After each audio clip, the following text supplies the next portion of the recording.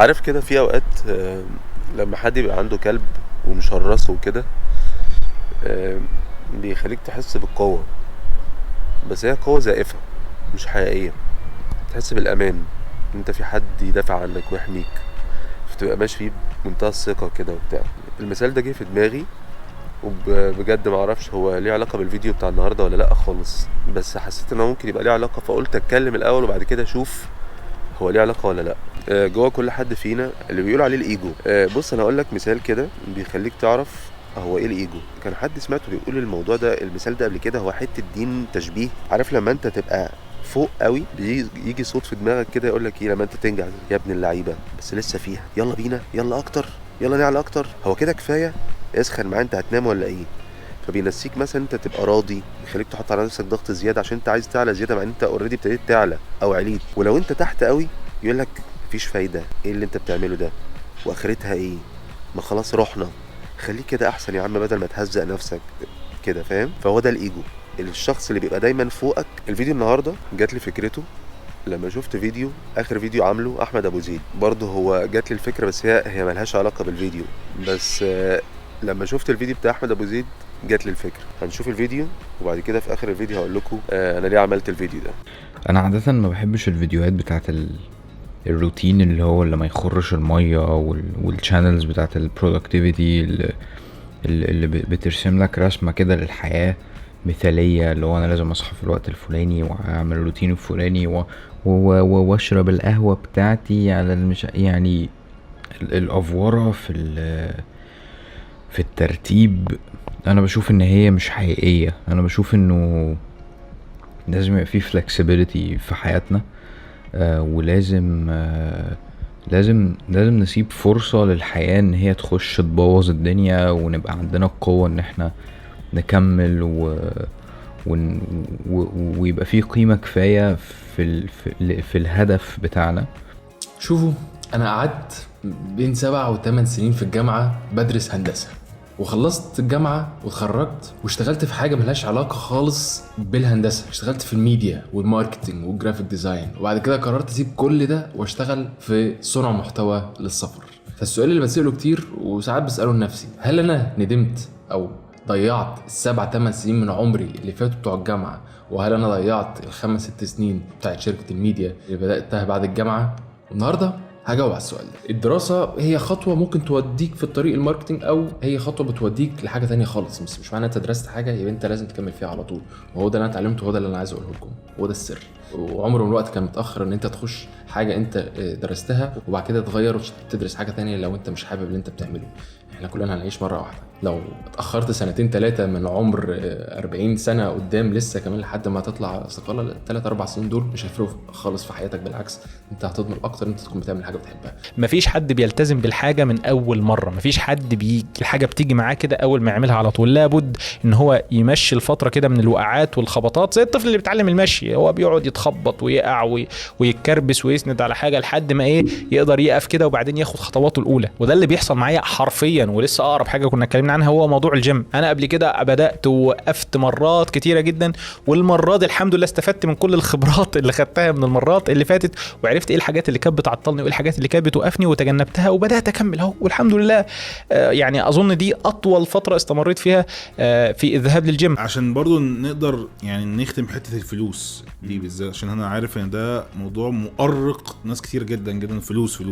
يعني انا عندي وجهة نظر في الحوار ده، انه الموضوع في الاخر في اي مجال دلوقتي حديث، واي مجال دلوقتي ديجيتال او فريلانسر او فريلانسنج، يعني هو في الاول في الاخر عاوز تشغل انا هاخد ايه فين ازاي. صح. اشغل انا فين، انا بعرف اعمل ايه السكيلز اللي معايا، انا متعلم ايه، بعرف اشتغل على برنامج ده والبرنامج ده ومش مجرد سي في بكتب كده برامج وخلاص. لا، انا وانس ان حد اداني حاجه هعرف خد اعمل دي يا باشا. انا بشتغل اوتوكاد اهو، بص تك تك تك تك تك تك تك، بعرف اشتغل شيسر وخد تك تك تك تك، بعرف اشتغل ادوبي بريمي، بعرف اشتغل مش عارف.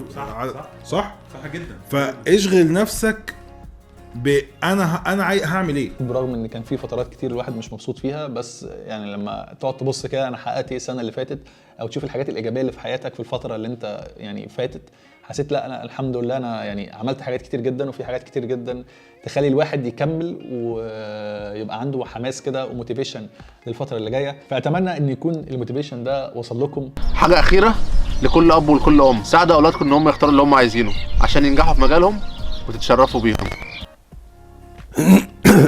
فكرة الكلب اللي انا قلتها في اول فيديو، انا فهمت دلوقتي هو الفكرة دي جات لي منين. لو تخيلنا الكلب ده هو الشخص اللي دايما من كل شوية بيتكلم يقولك يا اما انت ملكش لازمة خالص، يا اما يبقى فوق ويقولك لسه انت لسه صغير، اعلى زيادة. لو شبهناه بالكلب، انت دلوقتي ممكن تكون شخص لو انت تحت خالص ممكن تكون بتخاف، فانت بتتحمى فيه. فلو انا جبان فهو بيديني احساس بالامان مش حقيقي، حاسس ان انا مرتاح بس مش هي دي الراحه، دي راحه زائفه. ولو انت مش جبان وجريء ومعاك الكلب ده فبيدي لك احساس بالقوه زياده. فلو انا في الموقف ده اللي هو انا بتكلم على نفسي انا كمحمد يعني كشعراوي، الكلب ده لو انا اصلا شخص بخاف والكلب ده هو بالنسبه لي الحمايه، فانا هحاول الغي الوجود بتاع الكلب ده في اوقات، لان وجوده بيزود عندي الجبن. فمن وقت للتاني لازم الكلب ده سايبه عندي في المكان اللي انا بسيبه فيه، واطلع بره البيت من غيره في الاماكن اللي انا بخاف امشي فيها من غير الكلب، او في الاماكن اللي انا بعمل فيها ان انا بقى حريف وروش جدا عشان الكلب معايا، احاول اروح من غيره. ولو انا قوي والكلب ده بيخليني احس بالقوه بتاعتي اكتر، هسيبه برضو عشان افكر نفسي ان الكلب ده مش هو اللي بيتحكم فيا، انا عارف مدى قوتي ايه. طب ليه انا بقول بقى كل الكلام ده؟ الناس اللي انتوا شفتوهم في الفيديو النهارده دول احسن مني بكتير وفي حاجات مختلفه. ففي عاده انا كده بعملها عشان حتى من غير ما استنى اصلا انه يظهر عندي اي حاجه فيها تكبر او ايجو او ان انت قليل او ان انت لازم تعمل اكتر او كده، بحاول اشوف حد احسن مني في حاجات واقول له، حتى لو الحاجه اللي هو احسن مني فيها دي انا ممكن اكون مش عايزها، بس هقول له عشان اعرف الكبر بتاعي او الايجو بتاعي او اللي هو الذات اللي انا احساسي بنفسي ده، اعرفه ان انا اللي بتحكم فيك. انا لو عايز اقول لحد انه احسن مني هروح قايل له، فالشخص اللي جوايا يقول انت المفروض ما تقولوش منظرك وبتاع، انت على فكره انت مستقل بنفسك ليه، انت عامل بلاوي. فلو قال له لا، انا اللي اقول ان انا عامل بلاوي مش انت اللي بتقول لي ان انا عامل بلاوي. اساله على نصيحه، اهنيه على حاجه جامده عملها، اخد رايه. فالحته بتاعتي اللي هي بتاعت السخونيه دي اللي هو لا انت لازم تعمل وكده، انا اللي بتحكم فيها، مش هي اللي بتمرمطني وراها. يعني مش هي اللي تقول لي لا لسه انت ما وصلتش او واضح ان مفيش امل، لا انا اللي بقرر ده. طبعا لو حابب تحس يعني باحلى احساس ذل وتواضع، اكيد لربنا. فكره ان انت بتسجد وتحط راسك على الارض، فاعتقد ده بيعلمك الذل والتواضع، وبيعلمك دايما في حد اعلى منك. فلما بتيجي تمارس بقى اي حاجه مع اي حد، بتعرف بقى تمارس موضوع التواضع ده بشكل فاهم. يعني مش عايز اطول قوي، بس اتمنى تكونوا فهمتوا انا عايز اوصل لايه. وشكرا ان انتوا كملتوا لحد اللحظه دي، لان انا حسيت ان انا اصلا وانا بحكي وده الايجو جوايا بيقول لي انت بتقول ايه، هو حد هيفهم اللي انت بتقوله؟ بس مش فارق معايا، يعني هعمل فيديو عشان بقول له اخلص بس يلا، اصل هو هنا معانا في البيت.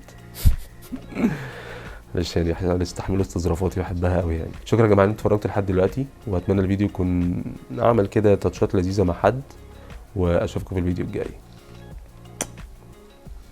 سلام.